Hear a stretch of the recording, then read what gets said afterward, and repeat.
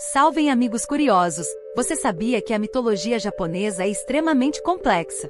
Formada por contos espalhados ao longo dos anos e condensada basicamente em duas vertentes. A história do mundo já foi contada em diferentes mitologias ao redor do mundo. Egípcios, gregos e nórdicos, por exemplo, ainda hoje inspiram histórias com suas mitologias originais. Além dessas, podemos citar a mitologia japonesa como uma de grande destaque. Entretanto, os relatos dessa mitologia estão em diversos livros, gerando muita controvérsia sobre as lendas. Sendo assim, a maioria dos contos pode fazer parte em dois conjuntos diferentes de mitologia. As histórias desses compilados, então, são as referências base para definir os princípios mitológicos do Japão. Nessas obras, por exemplo, estão símbolos que determinam a origem dos japoneses e até mesmo da família imperial. Versão Kojiki. Nesta versão da mitologia japonesa, o caos existia antes de tudo. Sem forma, ele evoluiu até ficar transparente e límpido, originando a planície dos céus elevados, Takamagahara. Aí então acontece a materialização da divindade dos céus, deidade do augusto centro do céu, Ami no Minaka no Shi no Mikoto. Dos céus, surgem outras duas divindades que irão compor o grupo das três deidades criadoras. São elas elevada augusta deidade produtora de maravilhas, Takami Musubi no Mikoto, e divina deidade produtora de maravilhas, Kami Musubi no Mikoto. Ao mesmo tempo, o solo também está passando por transformações. Ao longo de milhões de anos, então, o planeta que era como uma mancha de óleo flutuante começa a ganhar terra. Nesse cenário, surgem dois novos seres imortais, a deidade príncipe primogênito do agradável jorro do tubo, o Mashiashi Kaibi e Koji no Mikoto, e deidade celestial eternamente pronta, Ami no Tokotashi no Mikoto. A partir dos 5 deuses, várias outras divindades começaram a surgir, mas foram as duas últimas que ajudaram a criar o arquipélago japonês. Aquele que é convidado ou divindade sagrada da calma, Izanagi no Kami, e aquela que convida o ondas da sagrada divindade, Izanami no Kami. Versão Nidonji. Na segunda versão, o céu e a terra também não estavam separados. Isso porque eles simbolizavam o Yin e Yo, uma espécie de correspondentes do Yin e Yang na mitologia japonesa. Assim, os dois representam forças que eram opostas, mas também se completavam.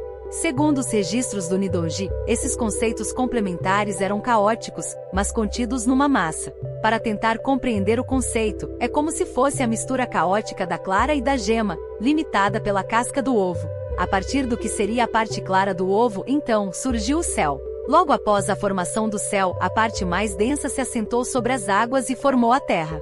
O primeiro deus, eterno suporte terreno das coisas majestosas, Kunitoku Tashi, apareceu de uma forma misteriosa. Ele surgiu entre o céu e a terra e foi responsável pelo surgimento das outras divindades. Principais deuses da mitologia japonesa: Izanami e Izanagi.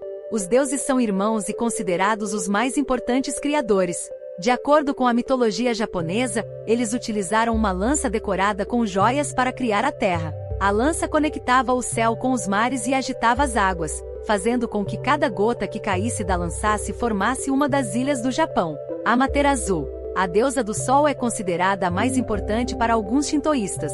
Isso pode ser percebido, por exemplo, na suposta ligação que o imperador japonês tem com a deusa. Amaterasu é a deusa do sol e é responsável pela luz e pela fertilidade do mundo. Tsukuyomi e Susanoo. Os dois são irmãos de Amaterasu e representam a lua e as tempestades, respectivamente. Entre os dois, Susanoo é o que recebe mais destaque na mitologia, com aparição em diversas lendas importantes. Inari. Inari é um deus que está relacionado a uma série de valores e hábitos dos japoneses. Por causa disso, portanto, é possível dizer que ele é o deus de tudo que é importante, como arroz, chá, amor e sucesso. De acordo com a mitologia, as raposas são mensageiras de Inari, o que justifica oferendas aos animais. Apesar do deus não ser tão presente nos mitos, ele é importante por estar diretamente ligado ao cultivo de arroz. Raijin e Fujin.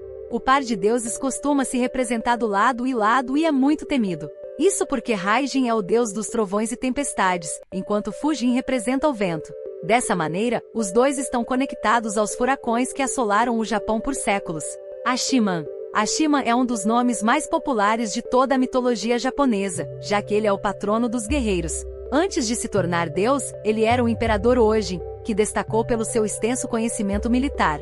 Foi só depois que o imperador morreu que ele teria se tornado deus e sido incluído no panteão do shintoísmo. Ágio e Unjo. Os dois deuses estão frequentemente na frente de templos, uma vez que são os guardiões de Buda.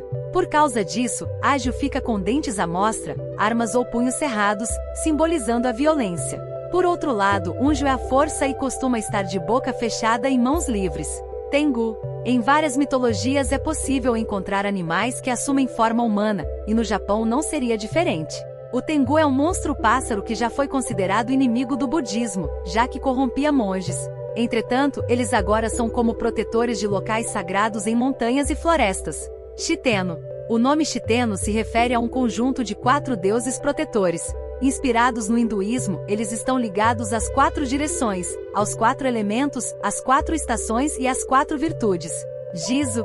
Jizo é tão popular que existem mais de 1 milhão de estátuas do deus espalhadas pelo Japão. De acordo com a mitologia, ele é guardião das crianças, então pais que perdem seus filhos carregam a tradição de doar as estátuas. As lendas diziam que crianças que morriam antes dos pais não podiam cruzar o rio Sanzu e chegar ao pós-morte. No entanto, Jizo escondia as crianças em seus mantos e guiava cada uma delas pelo caminho. Gostou? Inscreva-se no canal Curiosidades Incríveis e até a próxima!